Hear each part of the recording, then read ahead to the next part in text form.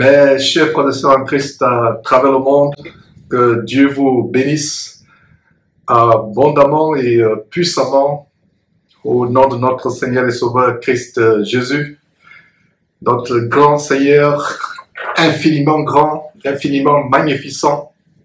C'est par lui que je vous souhaite la bienvenue à ce grand jour de l'an de grâce 2019.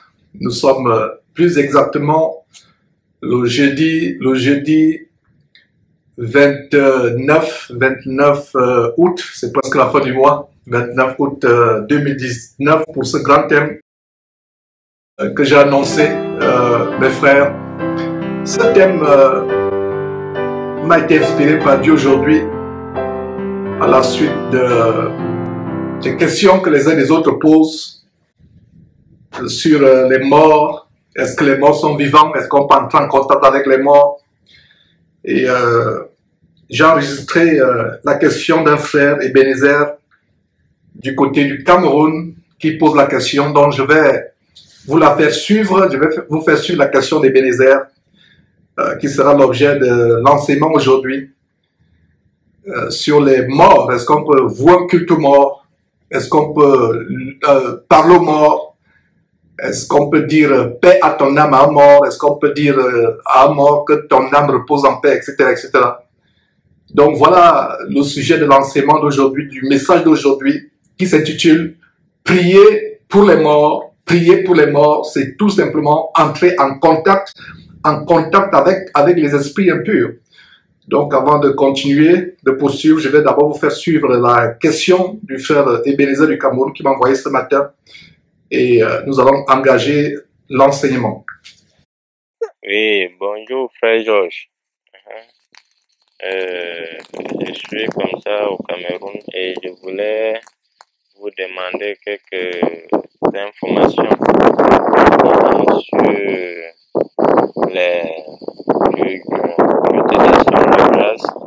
Bon, on fait une cultation de grâce de mort où ça n'existe pas.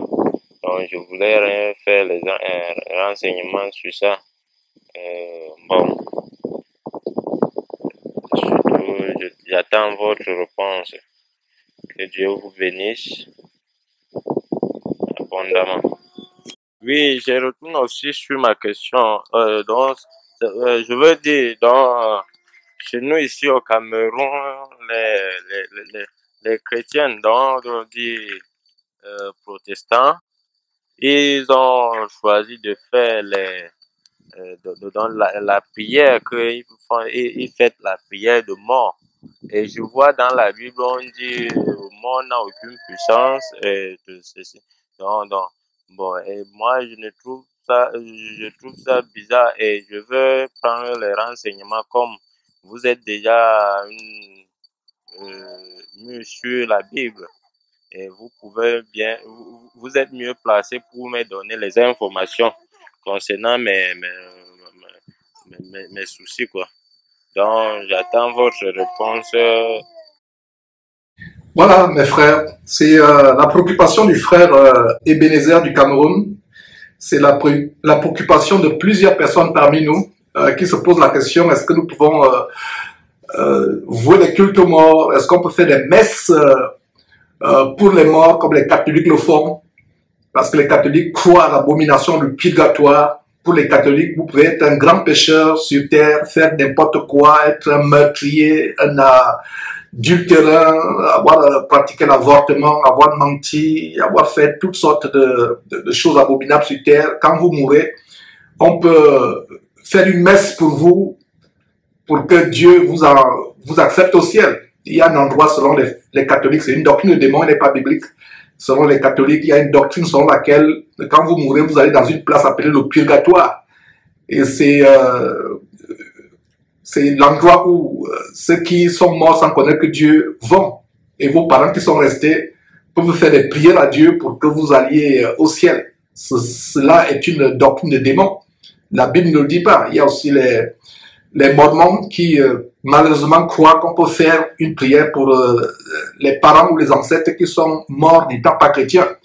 Donc pour les Mormons, qui ont d'ailleurs un livre abominable, et plaise à Dieu, nous reviendrons en profondeur sur cette secte diabolique pour la dénoncer. Donc pour les Mormons, on peut faire une prière pour les parents, pour les ancêtres qui sont morts sans Christ. C'est-à-dire que si vous faites votre arbre généalogique et vous découvrez dans votre arbre généalogique que vos ancêtres, il y a 1000 ans, 500 ans, 2000 ans, 100 ans, 200 ans sont morts sans Christ, vous pouvez faire des prières et ces prières vont monter à Dieu. Cela n'est absolument pas la parole de Dieu. La Bible nous déclare dans le livre d'Hébreux, il est donné à un homme de mourir une seule fois et après quoi vient le jugement. Donc nous allons répondre à la question des Bénézères, à la question de plusieurs personnes. Il y a aussi une autre personne qui m'a posé la question dans ce sens. Ce jour, 2 personnes m'ont posé la question ce jour, une personne par WhatsApp de manière écrite et Bénézère de manière audio. J'espère que vous avez bien suivi la question des Bénézères, à savoir est-ce qu'on peut faire des messes aux morts. Donc ces doctrines selon lesquelles on peut prier les morts, on peut faire des prières pour les morts, évoquer les morts, parler aux morts. Il y a même des cérémonies africaines comme chez les Bamileke au Cameroun où après un certain moment, après l'enterrement, après quelques mois ou quelques années après l'enterrement, on déterre le crâne du patriarche ou de la matriarche qui est morte ou morte et on parle au crâne et on fait des cérémonies. C'est le même cas en Indonésie, même à Madagascar où quelques temps après l'enterrement, on déterre le cadavre, on fait des cérémonies, on parle aux morts. Je parlais des Bamileke au Cameroun par exemple qui font des cérémonies telles qu'ils donnent à manger aux morts, ils donnent à boire aux morts, ils parlent aux morts. C'est répandu. Et vous voyez, il n'y a pas de différence avec ces traditions satanistes malgaches ou camerounaises chez les Bamileke ou en Indonésie. Il n'y a pas de différence avec les sectes diaboliques, les religions sataniques telles que le catholicisme et les mormons. D'ailleurs, les catholiques, ils ont même des reliques. S'il y a une religion qui est vraiment consacrée au culte de la mort, à l'adoration de la mort, c'est bel et bien l'église catholique romaine, l'abomination catholique romaine. Et c'est pour cela que j'encourage les frères et sœurs à partager cette vidéo. Vous qui êtes en direct actuellement, partagez cette vidéo à vos parents qui sont catholiques, même pas catholiques, même les non-chrétiens. Partagez cette vidéo sur les réseaux sociaux, Facebook, WhatsApp, YouTube, Instagram, pour que les gens connaissent la vérité. Et si toi, catholique, tu as été dans ces choses, il faut que tu comprennes que ce n'est pas la parole de Dieu. Nous devons comprendre que la Bible qui est la merveilleuse parole de Dieu, la parole de Dieu merveilleuse, doit être notre référence. C'est comme une femme qui fait la cuisine. Une femme qui fait la cuisine, par exemple, elle veut faire de la pâtisserie, faire des gâteaux, faire des beignets. Elle a une mesurette pour mesurer la farine. Cette recette nécessite telle quantité de farine. Cette recette, telle autre recette nécessite telle quantité de sucre, de levure, etc., etc., telle quantité de poivre. Donc, vous avez une mesurette. Et si sur les choses du monde, les choses terrestres, séculières, nous avons du bon sens. C'est aussi le cas d'un couturier quand il veut te faire une robe ou un costume ou une chemise, il te prend les mesures pour que ça te suffise. Alors si concernant les choses du monde, nous avons du bon sens, qu'en est-il de la parole de Dieu? Qu'en est-il de la parole de Dieu? La Bible est notre baromètre. Il y a un danger, mes frères et sœurs, à dire à quelqu'un qui est mort, à parler à quelqu'un qui est mort, repose en paix. Il y a, vous voyez, RIP sur les réseaux sociaux quand quelqu'un est mort. D'autres disent même paix à ton âme, tu vas nous manquer, etc., etc. On voit cela sur les pages de Facebook. Même des chrétiens, même ceux qui se disent chrétiens, continuent à pratiquer ces choses sur les réseaux sociaux. Un de leurs parents est mort. Ils font un posting s'adressant à cette personne.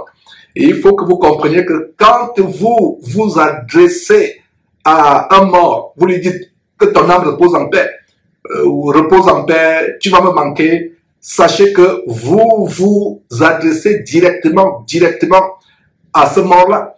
Ce n'est pas surprenant que quelques temps après, vous allez voir cette personne dans vos rêves, tel parent qui vient vous rendre visite dans vos rêves, qui vient vous tourmenter, vous effrayer. Vous avez des cauchemars, vous voyez des figures mortuaires dans votre rêve, tout simplement parce que vous êtes connecté à ces démons de mort, consciemment ou inconsciemment. Et il faut comprendre une chose, mes frères et sœurs. que cela est terriblement dangereux. Parce que ce que je vais exposer ce midi, que Dieu me donne la sagesse de bien vous démontrer cela, les mots justes pour que vous compreniez. Je suis en train d'exposer les mystères du domaine diabolique, Donc les prières que vous faites, prières pour le repos de son âme, voilà, comme les catholiques, les mormons font, c'est tellement dangereux, tellement dangereux. Et il y a une chose que vous devez comprendre d'entrée de jeu, comme je commence cette exhortation, cet enseignement, c'est que quand un homme naît, tout homme qui vient sur terre, qui sort du ventre de sa mère, dès qu'un homme sort du ventre de sa mère, il est automatiquement environné d'esprits familiers ou de démons familiers. Donc chaque famille est environnée par une catégorie d'esprits dans le domaine de Satan qu'on appelle esprit familier. Retenez bien ce mot, esprit familier. Donc quand quelqu'un naît, un enfant, dès qu'il sort du ventre de sa mère, il est automatiquement environné d'esprits familiers, de démons qui vont suivre cet enfant, cette personne, tout au long de sa vie, comme cette personne grandit. Ces démons sont envoyés, commandités par Satan pour suivre cette personne tout au long de votre vie, pour vous environner, pour vous entourer.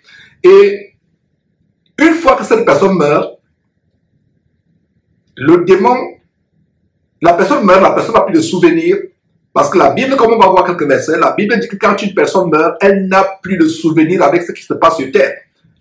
Elle ne se souvient plus de ses parents, tout est oublié. On va voir tout ça tout à l'heure. La personne ne peut plus communiquer avec les vivants. Alors, qu'est-ce qui se passe? Dès que la personne meurt, ne pouvant plus communiquer avec les vivants, les démons appelés esprits familiers vont continuer à agir, à parler en lieu et place de cette personne qui est morte. Cette personne qui est morte. Et pour vous qui serez peut-être choqués en apprenant que dès qu'un enfant sort du ventre de sa mère, il est automatiquement environné des esprits familiers. Pour vous qui pourrez être choqués, la consolation c'est que quand l'enfant naît des parents chrétiens, il a la protection de Christ jusqu'à ce qu'il devienne lui-même à un âge. Il atteint un âge où il peut accepter lui-même Jésus-Christ. L'âge où il discerne clairement le bien et le mal. C'est généralement entre 12 ans et 13 ans. Donc, toute personne qui n'a pas Christ, ou qui ne naît pas des parents chrétiens, qui n'a pas Christ, est environnée par des esprits familiers. Et c'est par ces esprits familiers que le diable contrôle toute sa vie. Maintenant, ceux qui sont en Christ Jésus ne peuvent pas être environnés de ces esprits familiers. Pourquoi? Le Colossiens chapitre 3, verset 3 dit quoi? Vous êtes morts et votre vie est cachée avec Christ en Dieu. Voilà la bonne nouvelle pour tous les frères et sœurs en Christ qui marchent véritablement dans la sanctification, dans la piété, créant Dieu, respectant les commandements de Dieu. La bonne nouvelle, c'est que toute personne qui est en Christ, que ce soit vous, que ce soit vos enfants, je dis bien vos enfants, et même votre époux, même s'il n'est pas chrétien, il est sanctifié, il est protégé par vous. Tout enfant né des parents chrétiens, ou tout chrétien lui-même, toute chrétienne, ne peut plus être contrôlé par ces esprits familiers. Donc, dès que quelqu'un donne sa vie à Christ, ces esprits familiers ne peuvent plus voir votre vie. Ne peuvent plus voir votre vie. Selon Colossiens chapitre 3, verset 3. Notez ce verset. Colossiens chapitre 3, Colossiens chapitre 3, pardon, verset 3. Colossiens chapitre 3, verset 3 qui dit, vous êtes morts en Christ. Vous êtes morts et votre vie est cachée en Christ. Donc, le diable ne peut plus vous contrôler par son réseau d'esprits familiers. Et pour vous qui ne savez pas comment les esprits familiers fonctionnent, par exemple, pour ceux qui, par le passé, ont consulté les marabouts, ou pour ceux qui vont encore chez les marabouts, vous allez chez un marabout, il vous dit tout ce que vous avez fait, il ne vous connaît pas. Il ne vous connaît pas, ils ne font pas comme ces faux pasteurs qui engagent des espions qui vous ont connus, payent des gens de votre quartier qui vous ont connus et pour vous dire ce que vous avez fait, surtout quand ils savent que vous êtes quelqu'un d'influent. Mais un marabout dans un village, vous avez pris votre voiture, vous avez fait des kilomètres, aller rencontrer au fond de la brousse, dans une hutte, un marabout qui ne vous connaît pas. Il commence à vous dire ce que vous avez fait comme étude, où vous avez été, ce que vous avez fait hier soir, etc. Et vous êtes épaté. Qu'est-ce qui se passe? C'est que ce marabout, par ses incantations, est entré en contact avec les esprits familiers qui vous contrôlent. Ces esprits familiers qui sont là 24 sur 24 pour vous contrôler. Donc, quelqu'un qui n'est pas en Christ est tellement malheureux. Quelqu'un qui n'est pas en Christ est 24 sur 24 heures contrôlé par ces esprits. Alors, voilà ce qui se passe. Et il y a aussi cette histoire que j'ai racontée il y a quelques temps, je crois dans une ou deux ou trois émissions où je parle de ces choses, cette histoire qui est assez illustrative de ce que je suis en train de vous expliquer. Alors, c'est l'histoire d'un oncle plus ou moins au Gabon qui est allé voir le marabout parce qu'il avait perdu une somme d'argent. Il est allé voir le marabout et le marabout lui a dit exactement qu'il avait volé la somme d'argent. Comment le marabout a su? Le marabout a su parce que le marabout a invoqué les démons familiers et ils ont dit effectivement qui a volé l'argent. Donc c'est ce qui se passe, mes frères et sœurs. Et donc c'est ce qui se passe aussi quand vous rêvez des personnes qui sont mortes. Ce n'est pas le grand-père qui est mort que vous voyez, ce n'est pas la grand-mère qui est morte que vous voyez, non, ce sont les esprits familiers, ce sont les démons. Parce que ces démons, quelle est la caractéristique des esprits familiers? Ils font corps avec vous. Ils font corps avec vous. Ils ont la capacité d'apparaître, et même physiquement, il y a des fois, vous ne dormez même pas, vous voyez un flash, votre mère qui est morte, qui passe devant vous, c'est même pas un rêve. Ça peut se passer physiquement, une projection, et regardez que, n'oubliez pas que le diable se transforme en ange de lumière. Même ces démons, surtout la catégorie d'esprit familier, peuvent aussi se transformer, prendre l'image de votre père qui est mort, de votre grand-père qui est mort, de votre frère qui est mort, vous le voyez en songe. Et comment se fait-il que vous continuez à les voir en songe? Tout simplement parce que vous leur avez parlé directement ou indirectement. Donc, à partir d'aujourd'hui, vous qui postez sur les réseaux sociaux, Facebook, l'image de votre parente ou votre parent qui est mort et vous lui dites « repose en paix », vous lui parlez, vous êtes entré en contact avec ce démon. Voilà comment les chrétiens, sans le savoir, entrent en contact avec les démons sans s'en rendre compte. Sans s'en rendre compte. Tout ce cérémonial qui se passe, que ce soit les cultes aux morts, dans les traditions, comme je disais, les Babéliques au Cameroun, que ce soit les messes que les catholiques font aux morts, votre parent qui est décédé, on vous dit, on sait que vous êtes chrétien, mais venez quand même assister à cette messe qu'on va lui faire. Et il n'y a plus rien pour un mort. Un mort est mort, point final. Donc, ces messes qu'on fait pour les morts, ces cérémonies rituelles qu'on fait pour les morts, en fait, dans cette assemblée où ça se déroule, les esprits familiers sont en plein dans l'assistance. C'est pour ça que des fois, dans ces cérémonies, soit africaines, traditionnelles, je parle de ce que je connais, vous allez voir des personnes qui entrent en transe, qui commencent à convulser, entrent en transe, tout simplement parce que les esprits familiers qui sont dans cette assemblée, pendant qu'on fait ce rituel, cette messe ou ce culte aux morts, sont là, possèdent beaucoup de personnes et vous entendez même plus tard qu'il y a des accidents, il y a d'autres personnes qui sont mortes quelques instants après. Donc, la Bible nous dit que nous devons connaître la vérité. Vous connaîtrez la vérité et la vérité vous affranchira. Nous donnons ces choses pour être affranchis de ce mensonge de Satan et beaucoup de personnes font des choses par ignorance. L'ignorance n'est pas une excuse. Le voleur ne vient que pour dérober, égorger et détruire. Voilà son travail. Le diable, quand la Bible parle du voleur, en Jean chapitre 10, verset 10, en fait, il s'agit du diable. Il ne vient que pour dérober, égorger et détruire. Nous le résistons par la connaissance de la parole de Dieu, par la foi. La connaissance de la parole de Dieu affranchie sur la base de Jean chapitre 8, verset 32, qui dit « Vous connaîtrez la vérité et la vérité vous affranchira ». Voilà ce qui nous affranchit. La connaissance de la vérité affranchie. Donc, c'est dangereux, mes frères et sœurs, de parler aux morts, votre parent qui est décédé, vous postez « Oh, vraiment, tu vas nous manquer, repose en paix, que la tête soit légère ». Vous vous adressez aux morts.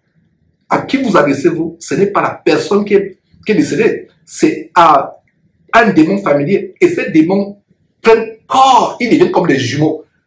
La caractéristique des démons familiers quand un enfant naît, c'est d'être comme un jumeau. Ils deviennent esprit guide.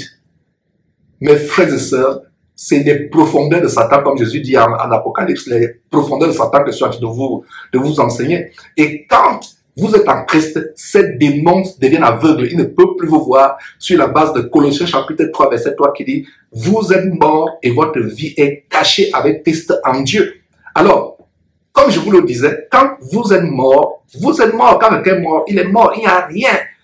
C'est pendant que vous êtes vivant qu'on doit qu'on doit tout faire pour donner sa vie à Jésus-Christ. Après la mort, il n'y a plus rien. Les gens qui disent paix à ton âme. Si tu es mort en Christ Jésus, ton âme ne peut pas être en paix. Mon ami, je suis désolé, il est tard, absolument tard. Ton parent, ton frère, ta soeur, ou peu importe, ton ami, ton époux, ton épouse, quelqu'un qui t'est cher est mort sans Christ. Mon ami, je te dis, il est tard. Je suis désolé. Repose en paix. Perds ton âme. Ceci, cela, que la tête soit légère. La terre ne lui sera jamais légère. Quelqu'un qui est mort ne connaîtra jamais la paix. Il connaîtra les tourments de génération en génération, d'éternité en éternité, d'éternité en éternité. Il n'y aura pas de fin. Les tourments de quelqu'un qui est mort en rejetant Christ, qui est mort dans le péché, il ne connaîtra jamais de paix. Il ne connaîtra jamais de repos.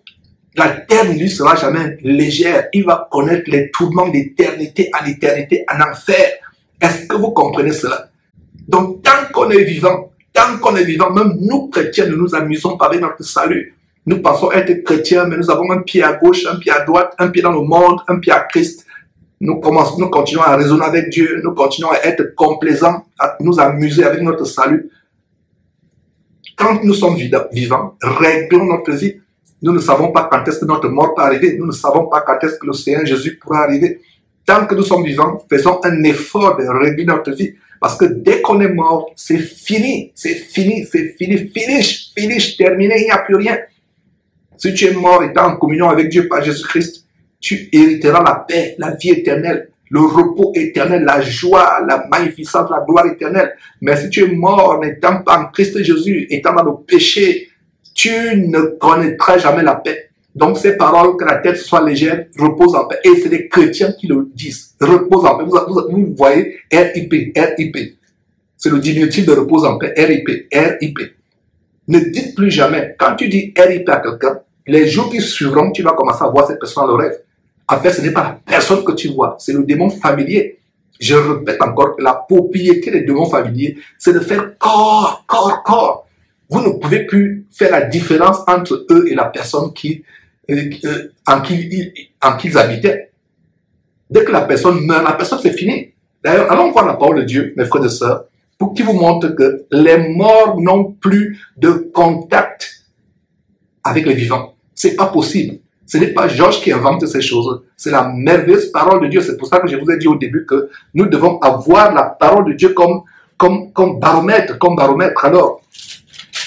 Alors rapidement, Ecclésiaste chapitre 9 et 6. Ecclésiaste c'est juste après Proverbes. Ça a été écrit par le roi Salomon. Donc, au chapitre 9, verset 5, qu'est-ce que nous voyons? Nous voyons ceci. Les vivants, en effet, j'espère que vous y êtes, notez ces versets, mes frères et sœurs. Les vivants, en effet, savent qu'ils mourront, parce que quand tu es vivant, tu as la conscience, tu sais qu'un jour tu vas mourir. Tu as la conscience. Donc, Ecclésiaste chapitre 9, verset 5, les vivants, en effet, savent qu'ils mourront, mais les morts ne savent rien. Regardez, les morts ne savent rien. Il n'y a pour eux plus de salaire, puisque leur mémoire est oubliée. Il n'y a plus de salaire. Regardez le verset 6. Et leur amour, et leur haine, et leur envie ont déjà péri. Ils n'auront plus jamais aucune part à tout ce qui se passe sous le soleil. Ils n'auront plus jamais aucune part. Donc toi qui verses une bouteille lors des cérémonies funèbres, tu ouvres une bouteille de bière ou une bouteille de vin de palme ou de champagne, tu verses d'abord au sol pour que la personne qui vient de mourir boive un peu. Qu'est-ce que la parole de Dieu? La parole de Dieu dit au verset 6. Et leur amour, leur haine et leur envie ont péri. Ils n'auront plus jamais aucune part avec tout ce qui se passe sous le soleil. Aucune part. Ils n'auront plus à manger. Ils n'auront plus à boire.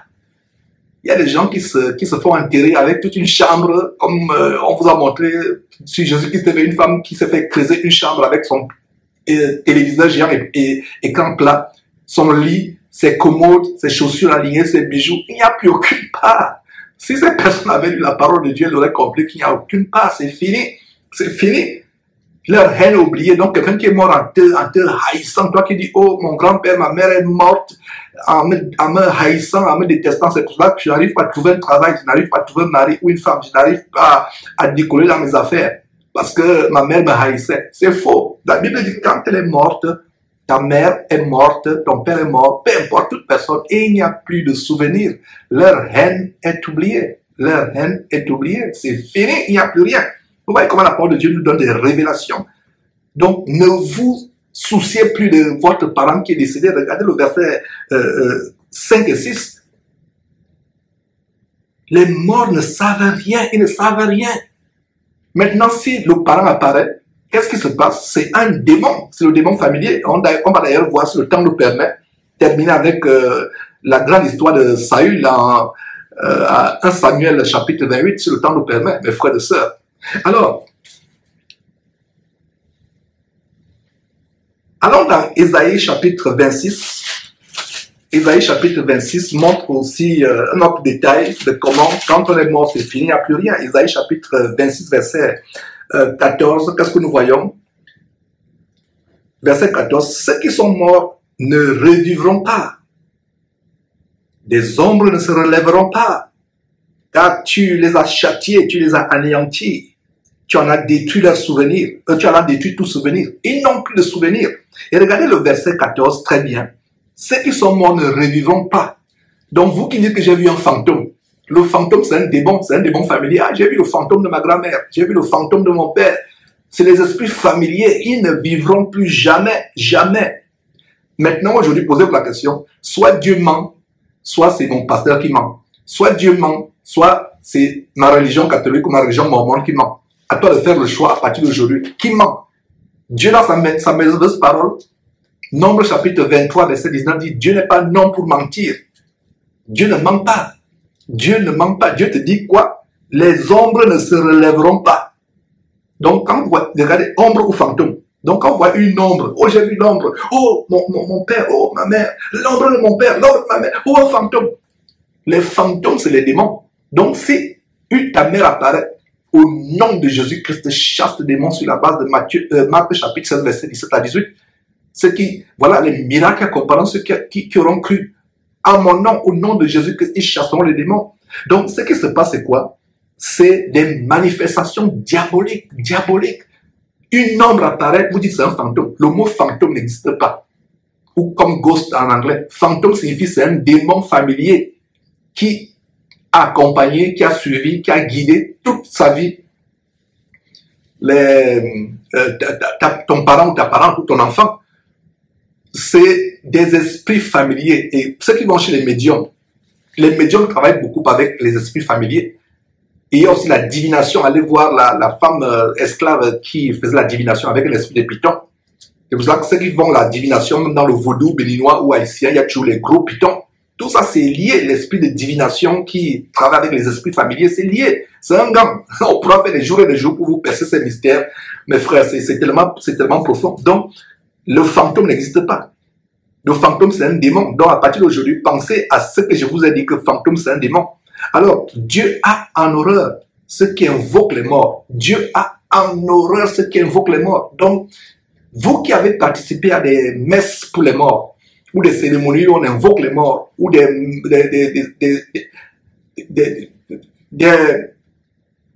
peu importe mes frères et sœurs, des cérémonies, des séances où on rend hommage à un mort, on commence à faire un discours, on parle à un mort, partez de là en courant.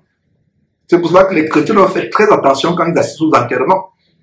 Le mort est mort, on commence à dire, dis-nous comment tu es mort, qui t'a tué, nous voulons savoir, on commence à taper les tam-tams ou les balafons, pour vous qui êtes africains comme moi. On commence à taper les balafons, dis-nous, qui t'a tué, comment tu es mort. Et voilà comment cet esprit se manifeste. Là, vous ne le voyez pas, il commence à entrer dans les gens. Et plus tard, il y aura des accidents, il y aura des morts, il y aura toutes sortes de choses. Dieu a en horreur cela. Et allons dans Lévitique, mes frères et sœurs, Lévitique chapitre 20, pour voir à quel point Dieu a en horreur ceux qui invoquent les morts. Lévitique chapitre 20, verset 6, qu'est-ce que nous lisons? Notez tous ces versets. Lévitique chapitre 20, Lévitique chapitre 20, verset 6 dit quoi? Si quelqu'un s'adresse aux morts et aux esprits pour se prostituer après eux, moi l'Éternel Dieu, tournerai sa face contre cet homme, je le retrancherai du milieu de mon peuple. Je le retrancherai du milieu de mon peuple. Vous voyez à quel point Dieu déteste, Dieu a en horreur, Dieu abhorre ceux qui vont consulter les morts, qui vont invoquer les esprits. Verset 6 à nouveau, Lévitique chapitre 20, verset 6. Si quelqu'un s'adresse aux morts et aux esprits, regardez comment mort et esprit sont liés. Vous pensez que c'est par hasard? Mort et esprit, ça veut dire qu'un mort qu'on invoque, en fait, c'est un esprit qu'on invoque, un esprit familier. Voilà la grande révélation. Soulignez très bien mort et esprit. Encerclez et. Mort et esprit, ça veut dire qu'un mort, en réalité, ce n'est pas celui qui est mort, c'est un esprit qui est derrière. Voilà la grande révélation de Lévitique chapitre 20, verset 6, que si quelqu'un s'adresse aux morts, en s'adressant aux morts, il s'adresse à qui? Et aux esprits, donc il s'adresse aux esprits. Pour se prostituer, regardez, se prostituer. Donc il y a une très grande prostitution dans le corps de Christ aujourd'hui, où les chrétiens vont dans des funérailles, où ils vont danser pour dire au revoir aux morts, pour parler aux morts, pour que le mort les bénisse. Des chrétiens. Nous devons sortir de ces choses. Donc, pour se prostituer après eux. Donc, il y a une prostitution spirituelle. Les prostituées, ce ne sont pas seulement celles qui se mettent dans les carrefours sombres dans la nuit pour solliciter les clients. Il y a la prostitution même au milieu des chrétiens. Donc, pour se prostituer contre cet homme, non, pour se prostituer après eux, pardon, je tournerai ma face contre cet homme. Je le retrancherai du milieu de mon peuple. Ça, c'était dans l'Ancien Testament. Maintenant, pour les chrétiens, quand Dieu dit « je te retrancherai », beaucoup de chrétiens vont perdre le salut, vont perdre la vie éternelle. À cause de quoi? À cause du fait qu'ils ont assisté à une messe pour les morts. Regardez donc comment des milliers et des milliers, je vais dire des millions et des millions de catholiques déjà sont en route pour l'enfer. Il y a même une fête chez les catholiques, la fête des morts. La Toussaint, je ne sais pas si c'est la Toussaint. Et les satanistes aux États-Unis ont la version Halloween. Halloween, je dirais plutôt Halloween, Hell, l'enfer, Hell. Donc, Halloween, ils ont la version de la Toussaint, la fête des morts chez les catholiques. Sortez de cette abomination. Et Dieu dit que si tu invoques les morts, tu t'adresses aux morts, soit par une fête, soit par une cérémonie, une séance ou une messe, peu importe, tu t'adresses aux morts. Même un concert, tel artiste est mort, on va faire un concert à son hommage, on va lui chanter des chansons, lui adresser des messages.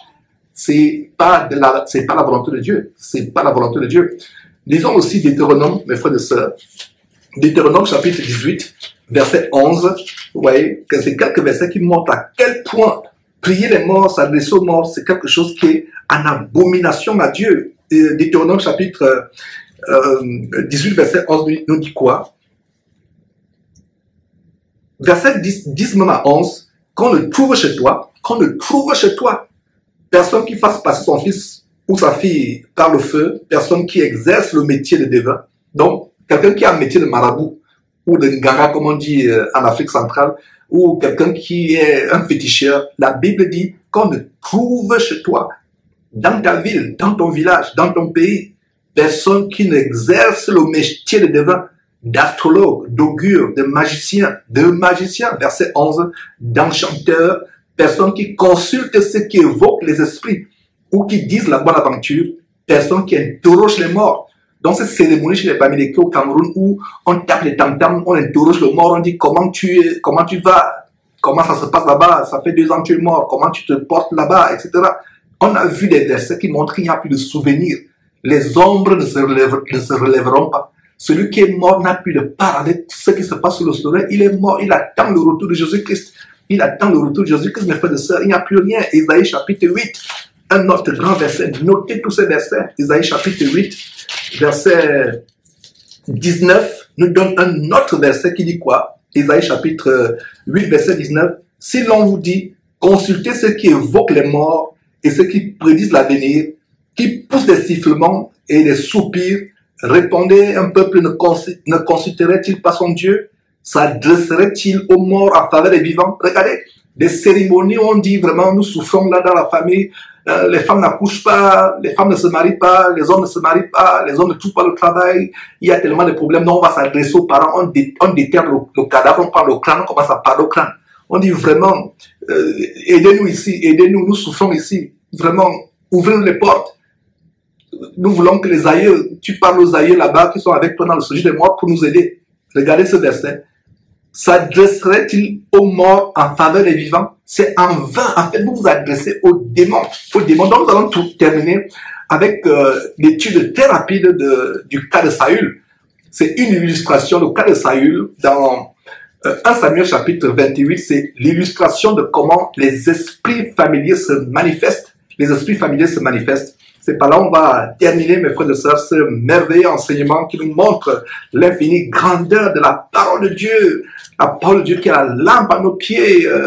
Psaume chapitre 119, verset 105 qui dit là, ma parole est une lampe à tes pieds, une lumière, une lampe à tes pieds, une lumière sur tes sentiers. Donc si les gens connaissaient la parole de Dieu, ils ne seraient plus détruits, mentis, séduits, jetés en enfer. Parce que quelqu'un qui s'est associé à ces pratiques où il y a des cérémonies où on va rendre hommage à un mort célèbre, où on va parler aux morts, où on va faire peu importe, ou les cérémonies telles que Halloween, des fêtes telles que Halloween, ou la Toussaint, la fête des morts, etc. Si vous avez pris part à ça, sachez que vous êtes retranché de Dieu. Mais tant que vous êtes vivant, il est possible pour vous de vous repentir, de demander pardon à Dieu. Et Dieu, par sa grâce, va vous accorder sa miséricorde, parce qu'il dit, là où le péché a abondé, la grâce a surabondé. Il y a aussi notre verset qui dit que Dieu a tenu compte des temps d'ignorance. Donc Dieu va tenir compte de ce que vous n'étiez pas instruit. Vous ne connaissez pas la parole de Dieu. Mais si, après avoir suivi cet enseignement, vous continuez à vous vautrer dans ces pratiques, oh là là, votre cas sera encore plus grave. Vous allez même commencer à souffrir, non seulement après votre mort, des temps sur terre, parce que Dieu va vous traiter durement. Dieu va vous dire que vous avez suffi, pourtant vous avez suivi ce direct que Georges vous donnait. Alors, rapidement, 1 Samuel chapitre 28, à partir du verset 3, on va lire attentivement, mes frères, ceci.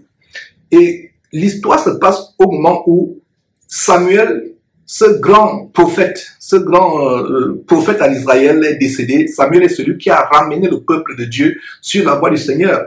Et c'est Samuel qui avait intronisé le tout premier roi en Israël. Israël, à l'époque, n'avait pas de roi. Donc, c'est à partir de Samuel qu'il y a eu un premier roi, le roi Saül. Donc, au moment où Samuel vivait, il y avait encore vraiment la crainte de Dieu, la piété. Mais une fois que Samuel meurt, c'est la dérive dans le paganisme, dans le satanisme. Alors, voilà le background pour que vous compreniez cette histoire. Alors, nous sommes au verset 3, 1 Samuel chapitre 28, verset 3.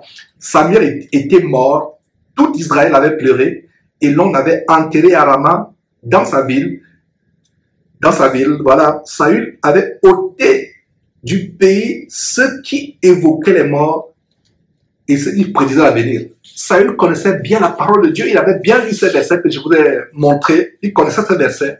Il les avait écoutés, Lévitique chapitre 20, verset 6, Deutéronome chapitre 18, verset 11, il les connaissait. Donc le roi Saül avait ôté du pays ceux qui évoquaient les morts et qui prédisaient l'avenir. N'oubliez pas que Lévitique verset 20 disait que si quelqu'un évoque les esprits, évoque les morts, il devrait être retranché, ôté. C'est ce que Saül avait fait. Mais dans un accès de faiblesse, il va retourner lui-même à ce qu'il a vomi. Verset 4, les Philistins se rassemblèrent et vinrent camper à Sunem. Saül rassembla tout Israël et ils campèrent à Gilboa. Verset 5, à la vue du camp des Philistins, Saül fut saisi de crainte et un violent tremblement s'empara de lui. Voilà la chute de Saül qui commence parce qu'il a eu peur. Beaucoup de chrétiens vont chez les marabouts parce qu'ils ont peur de l'avenir. Ils ont peur de ce que la vie sera. Ils ont peur. Et c'est la même chose avec Saül. Sa chute est venue à cause de la peur. Il a vu les ennemis. Quand chrétien, toi qui m'écoutes, tu vois les ennemis, prends courage, n'aie pas peur. La peur ou le doute ont amené les chrétiens à aller voir encore les marabouts, à entrer dans la franc-maçonnerie, parce qu'ils ont peur de l'avenir. Qu'est-ce que sera l'avenir? Alors, il eut peur. Un violent tremblement s'empara. La peur est dangereuse. Et regardez où la peur entraîne Saül. La peur entraîne Saül aux choses que lui-même a détruites. Alors, nous disons verset 6. Saül consulta l'Éternel et l'Éternel ne lui répondit point. Vous savez pourquoi l'Éternel n'a pas répondu à Saül? Dieu n'exauce pas ceux qui manquent de foi. Hébreux chapitre 11, verset 6 dit, Hébreux chapitre 11, verset 6, le chapitre de la foi, 11, verset 6 dit, sans la foi, il est impossible de lui être agréable. Le doute, la peur et l'inquiétude. Donc, Dieu ne pouvait pas entendre Saül. Non seulement Saül n'était pas droit devant Dieu, mais dans cette situation, il a peur. Donc, quand il a peur, qu'est-ce qui se passe? Verset 6. Saül consulta l'Éternel et l'Éternel lui répondit point. Point. Ni par les songes, ni par l'Urim, ni par les prophètes. Verset 7. Et Saül dit à ses serviteurs, cherchez-moi une femme qui évoque les morts. Qu'est-ce qu'on a vu au verset 3? Il avait ôté ce qui évoque ces personnes du pays. Maintenant, il dit à ses serviteurs, cherchez-moi. Donc, ça veut dire que pour trouver une personne qui évoquait les morts, il fallait aller très loin parce que lui-même avait ôté ces personnes. Donc, il fallait qu'on cherche.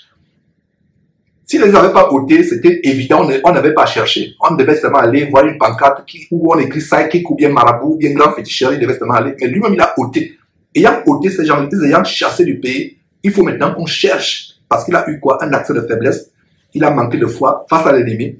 Il a été terrifié face à l'ennemi. Alors, verset 7, et Saül dit à ses serviteurs, cherchez-moi une femme, pas un homme, une femme qui évoque les morts, et j'irai la consulter. Ses serviteurs lui dirent, voici, à Andor, il y a une femme qui évoque les morts. Donc voilà une sorcière, une magicienne à Andor, qui évoque les morts. Verset 8, alors Saül se déguisa. Alors pourquoi Saül se déguisa?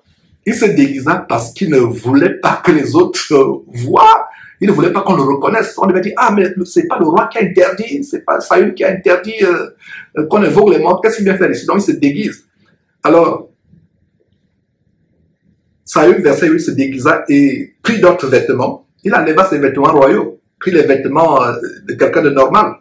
Et il partit avec deux hommes. Ils arrivèrent de nuit chez la femme. Saül lui dit, prédis-moi l'avenir en évoquant la mort et fais-moi monter celui que je te dirai. La femme lui répondit, voici, je sais que Saül l'a fait. Pardon, plutôt, verset 9, il y a passé de lumière ici. La femme lui répondit, voici, tu sais ce que Saül a fait. Comment il a retranché du pays ceux qui évoquent les morts et ceux qui prédisent l'avenir. Pourquoi donc tu tends-tu un piège à ma vie pour me faire mourir? Verset 10, donc la femme a eu de manière surnaturelle que la révélation que non, ça c'est Saül le roi. Pourquoi veux-tu me tendre un piège pour me faire mourir? L'esprit familier avec lequel, un des esprits familiers avec lesquels la femme travaille a donné la révélation que non, ça c'est Saül. Verset 10, Saül lui jura par l'Éternel en disant, l'Éternel est vivant, il ne t'arrivera point de mal pour cela. Verset 11, la femme dit, que veux-tu que je te fasse monter? Et il répondit, fais-moi monter Samuel. Fais-moi monter Samuel, le prophète. Quand Samuel était vivant, il n'obéissait pas au commandement de Dieu que Samuel lui amenait. Mais c'est quand Samuel meurt qu'il veut voir Samuel. Vous voyez comment le diable vous amène à entrer de plus en plus en profondeur dans la chute, dans la destruction. Verset 12. Lorsque la femme vit Samuel, elle poussa un grand cri et elle dit à Saül, pourquoi m'as-tu trompé? Tu es Saül, voilà. En fait, ce Samuel n'était pas Samuel en réalité. Comme je vous ai dit, c'est cet esprit qui est sorti a dit à la femme que tu es Samuel. Tu es Saül, excusez-moi, tu es Saül. Le roi lui dit, ne crains rien. Mais que vois-tu? La femme lui dit, je vois un Dieu. Voilà la révélation au verset 13. Dieu écrit comme, avec quoi? Dieu écrit avec petit d. Je vois un Dieu. Ça veut dire que je vois un démon. Je vois un esprit. Voilà la révélation. Mes frères et sœurs, je vois un Dieu. Est-ce que vous voyez la révélation ici? Je vois un Dieu. Il lui dit, quelle figure a-t-il? Elle lui répondit, c'est un vieillard qui monte, il a enveloppé le manteau. Exactement ce que les marabouts font ici. Font aujourd'hui dans nos sociétés, dans notre génération. Que vois-tu? Elle dit bien au verset 13, la révélation c'est que je vois un Dieu. Donc un démon. Mes frères et sœurs, vous pouvez lire vous-même la suite. Peut-être qu'on pourra revenir là-dessus, mes frères, de grandes révélations, mais nous courons après le temps. Et Dieu va passer par ce démon pour dire des choses terrifiantes à Saül. Dieu va le prendre à sa propre folie, puisqu'il est parti pour voir Samuel, alors que ce n'est pas Samuel. Dieu va le rassasier de sa folie. La Bible dit que Dieu les a livrés à leur sens retrouvé. Et ce Samuel, entre guillemets, va lui parler, il va penser que c'est Samuel. Dieu ne va pas lui dire que ce n'est pas Samuel. C'est aujourd'hui, vous et moi, nous avons la révélation parce que la femme dit au verset 13, je vois un Dieu qui monte, donc un démon qui monte.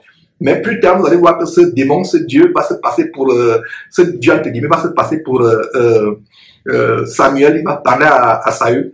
Et Dieu va passer par cet esprit impur pour dire à Samuel, pour dire à Saül qu'il va mourir, Et nous voyons justement en 1 Chronique, chapitre 10, verset 13, comment Saül est mort. Dans 1 Chronique, chapitre 10, verset 13, nous voyons comment Saül mourut parce qu'il se rendit coupable d'infidélité envers Israël. Ça, c'est, je vous lis 1 Chronique, chapitre 10, verset 13, Saül mourut parce qu'il se rendit coupable d'infidélité envers l'Éternel, dont il n'observa point la parole qui est pourtant en Lévitique chapitre 20, verset 6, à savoir n'allez pas évoquer les morts. Donc il n'observait point la parole, et parce qu'il l'interrogea et consulta ce qui évoque les morts. Donc la révélation nous est donnée plus tard dans 1 Chronique, chapitre 10, verset 13, que Saül mourut parce qu'il non seulement obéissait à Dieu, mais parce qu'il allait consulter ce qui évoque les morts. Donc c'était un plaisir de vous partager ces choses. Et je vais terminer par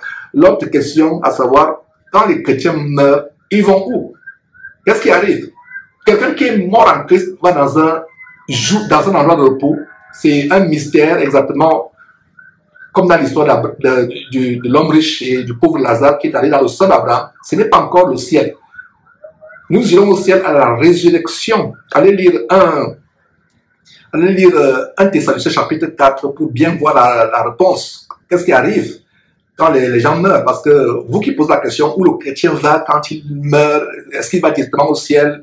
Les Thessaloniciens avaient posé la question à Paul, et Paul traite de cette question à 1 Thessaloniciens chapitre 4, à lire cela pour des questions de temps. Vous-même, vous allez comprendre que quand un chrétien meurt, il ne va pas directement au ciel. Actuellement, personne n'est au ciel. Même Marie, la mère de Jésus, n'est pas au ciel. Elle attend le retour de Jésus-Christ.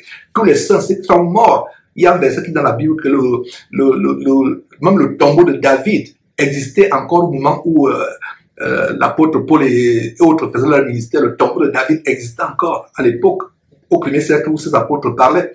Donc, quand un chrétien meurt, s'il meurt en Christ, il va dans un endroit de repos où il attend l'enlèvement. Quand le Seigneur Jésus reviendra, les morts en Christ ressusciteront. Ceux qui sont morts en Christ, étant en communion avec Christ, ils iront à la rencontre de Jésus-Christ maintenant pour aller au ciel avec Jésus-Christ. C'est un plaisir de vous partager ces choses, mes frères et sœurs. Demain, vendredi, nous n'aurons pas de direct à la pause de midi. Je vais plutôt me concentrer à commencer à mettre sur pied le grand direct de samedi depuis le studio de Houston. Et là, je vous enseigne depuis une des salles de conférence de la compagnie où je travaille. Mais samedi après-demain, nous aurions un direct pour poursuivre avec l'étude du merveilleux livre de Actes des Apôtres avec le chapitre 8, exclusivement pour voir les grandes choses que Philippe a opéré dans cette ville de la Samarie, comme un sorcier justement, magicien, comme la sorcière d'Endor qu'on vient de voir, émerveiller la ville avec des tours de magie, et comment quand Philippe est arrivé à Samarie, la ville de Samarie a été émerveillée par la parole de Dieu, changée, convertie, et même ce sorcier a été converti. Donc voilà les choses que par la grâce de Dieu, nous verrons à l'émission d'après-demain samedi. Mes frères et sœurs, vous connaîtrez la vérité vous affranchira. Bye bye.